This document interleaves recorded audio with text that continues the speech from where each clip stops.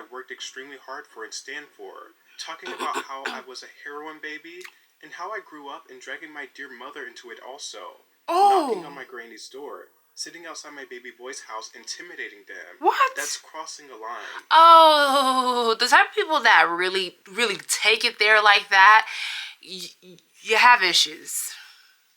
I will be the first one to tell you you have issues and you need to reflect.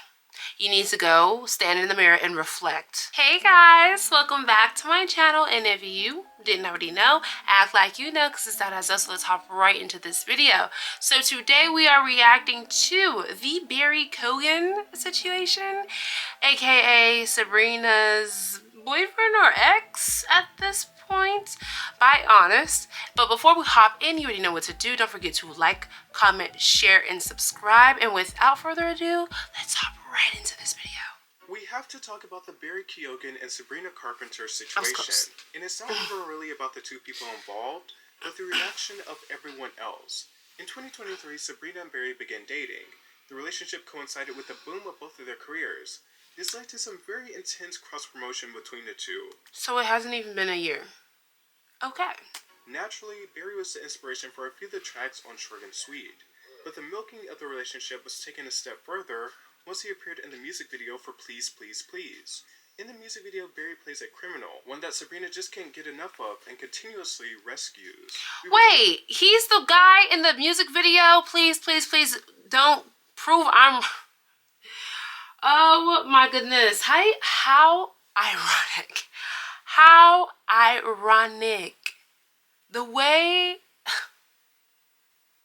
Oh my God.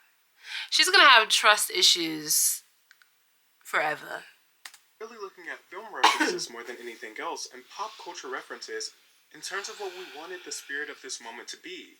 Even J-Lo and Ben Affleck not to reference, but to capture that spirit. It's similar in the sense that they're this really exciting young couple, both having big moments in their respective careers, coming together and making a piece of art. But this is very much not real life. It's a story, said the director of the music video. The music video was a viral success and well received. The song's lyrics themselves are a bit broader than the music video, and presumably talks about wanting her lover to live up to every expectation she has of him. In the chorus, she famously pleads for him not to embarrass her.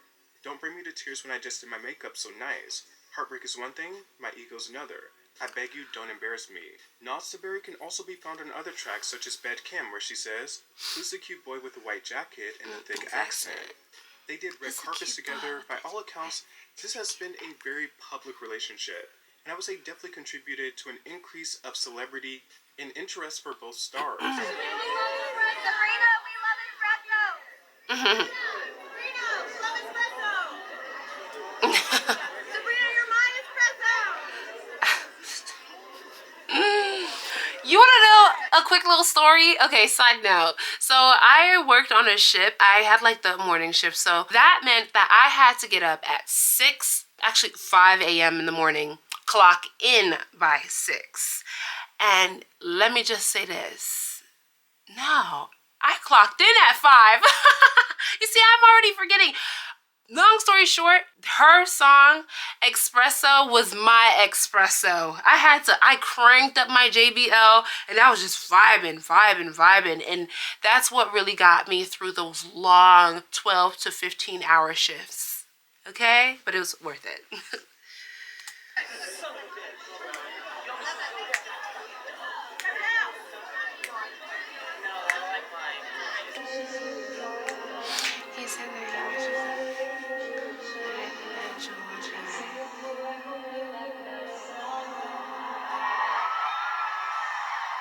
Thanks for watching. See you later. So good to see you. See you later. But things fell apart. On December 3rd, it was announced exclusively by People magazine that the two have decided to take a break. Our source confirms to People that the pair have ended their romantic relationship for now, about a year after they began dating. They are both young and career focused, so they've decided to take a break, says the insider. Now, there were rumors that this breakup came at the hands of infidelity, specifically that Barry allegedly cheated on Sabrina, though there's been no confirmation from either side. In the court of internet, none of that really matters. What matters is that a young it couple saw their demise and someone has to be to blame for it. This has led to some extreme reaction from stans, so much so that Barry had to put out a public statement asking for harassment to stop. Really? I can only sit and I take can so believe that. much. My name has been dragged across the internet in ways I usually don't respond to. I have to respond now because it's getting to a place where there are too many lines being crossed. I deactivated my account because I can no longer let this stuff distract from my family and my work. The messages I have received, no person should ever have to read them. Absolute lies, hatred, disgusting commentary about my appearance, character, how I am as a parent, and every other inhumane thing you can imagine. Dragging my character and everything I worked extremely hard for and stand for. Talking about how I was a heroin baby, and how I grew up, and dragging my dear mother into it also. Knocking on my granny's door. Sitting outside my baby boy's house, intimidating them. What? That's crossing a line. Oh, the type of people that really take it there like that, you have issues. I will be the first one to tell you you have issues, and you need to reflect. You need to go stand in the mirror and reflect and read those things out loud and try to conceptualize how horrible and how horrid those things are and how you should never repeat them ever again.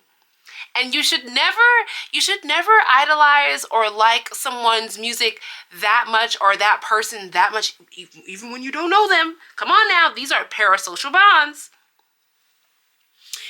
You should never, ever, ever be that much of a stan that you physically go to do somebody harm.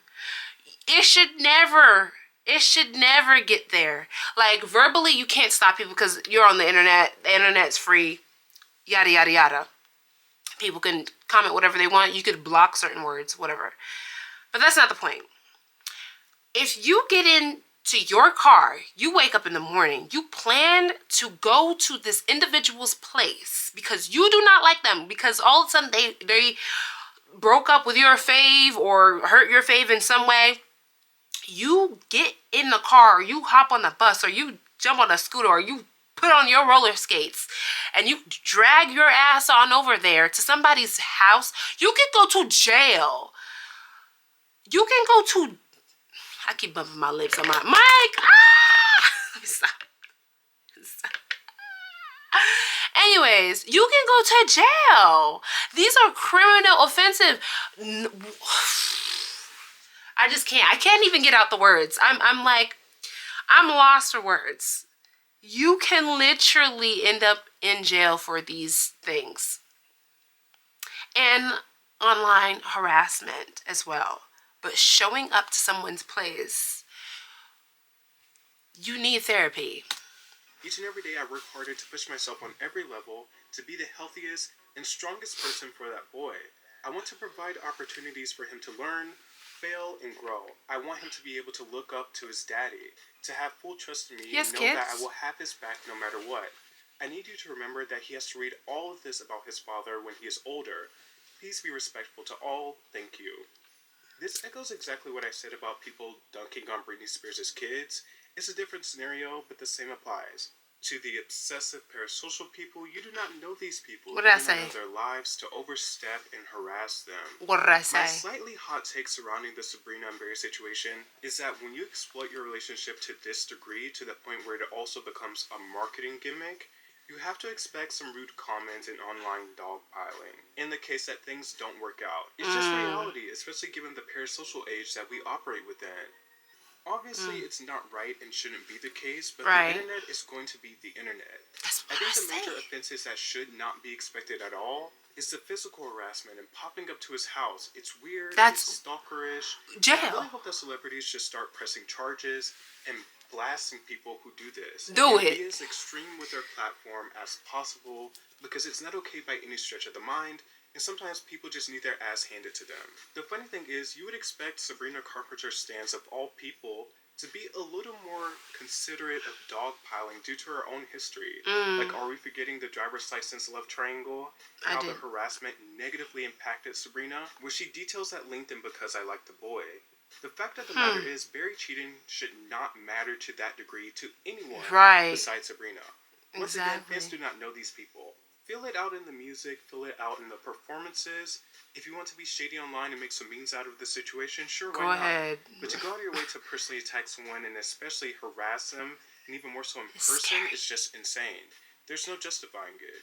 To be frank, I'm not surprised that this is the outcome at all. It's just disappointing that we have reached a point culturally where people even feel like they have the right to invade someone's private space because they are invested in a celebrity relationship. And it's to the point where I'm not really sure if we will ever see the fall of the omnipresence of parasocial relationships, especially due to the monoculture being fragmented. Celebrities have to engage in different ways than they did before to get people to buy into their world and really stay there. Relationships have always been a form of currency for entertainers, and I would argue that that's even more of the case now. Relationships are a very personal connection.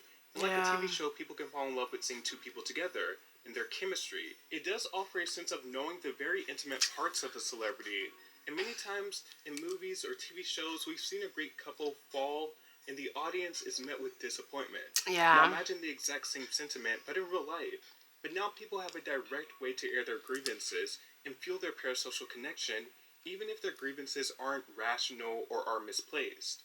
As far as the relationship and the demise of the relationship, as it pertains to Sabrina and how it will affect her, this is a page right out of the Taylor Swift handbook. And that's why I say when it comes to marketing and numbers, Taylor Swift's legacy is going strong. The difference is there's no Easter eggs to be found because the relationship was so public, and he was involved in Sabrina's artistic world very directly.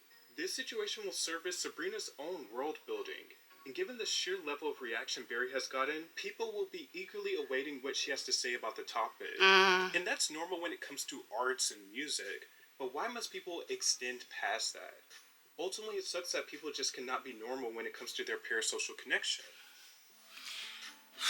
But what? Okay, I'm gonna stop the video right here. What is normal about parasocial? What is normal about parasocial bonds? Really? Like, that only came about because of TV, because of characters and people that they've seen on television that they felt that they could relate to. That's why we have that terminology now, you know? We've kind of figured out what that is, why people have that strong bond, make-believe bond with these characters because they feel like they can relate. And this whole cheating scandal, you know, alleged cheating scandal, people can relate to that because that's something that has happened to the average person or not average person. It's happened to a lot of people. Not me though. I'm sorry. It was there. I lined it up for it, but I didn't. Okay, whatever. You don't care. But anyways, that has happened to a lot of people and they can relate to that. And especially if it's someone, you know, that they can enjoy their music. I mean, Taylor Swift, she's talked about a lot of her relationships. I mean, the good, the bad, the ugly, the everything. And she's put it in her music and people feel that connections because they've gone through that. They relate to it. Relatability is manyan. If you can be relatable, if you can translate that, if you can market that, manyan. Money, for those that don't know what I'm talking about. Manyan, okay? In your pockets. That doesn't mean that they don't actually appreciate or are like fond of these bonds that you guys have created, because a lot of the time it's one-sided, but they're not gonna tell you that because they want you to buy into what they're selling you. But that doesn't go for every artist and celebrity and whatnot, clearly, because there are people out there that love what they do. They love the artistry. They love pouring their whatever they've gone through into their art and then giving it out to us, the public. And in exchange, you know, they get the money for it, and it's an exchange for sure. But yeah, I mean, I think that parasocial bonds are only going to get stronger because people They want people that they can relate to on a day-to-day basis and people that they can look up to. But that doesn't come without its own faults. That doesn't come without putting someone on a high pedestal when you shouldn't. You know, not above yourself. I'm a huge proponent of you should never put someone else higher than you. Not unless, you know, it's, you know, you're someone that follows a certain religion or, you know, you have some sort of mindset. But it's just like, you should never put someone so much so like above yourself that you lose your mind and you're at their ex's front door harassing them. Like, they don't know you. Anyways, I feel like that was a little too real. I don't know. Anyways, let me know what you guys thought about this video down below. Don't forget to like, comment, share, and subscribe. And I will see you guys in the next one. Bye.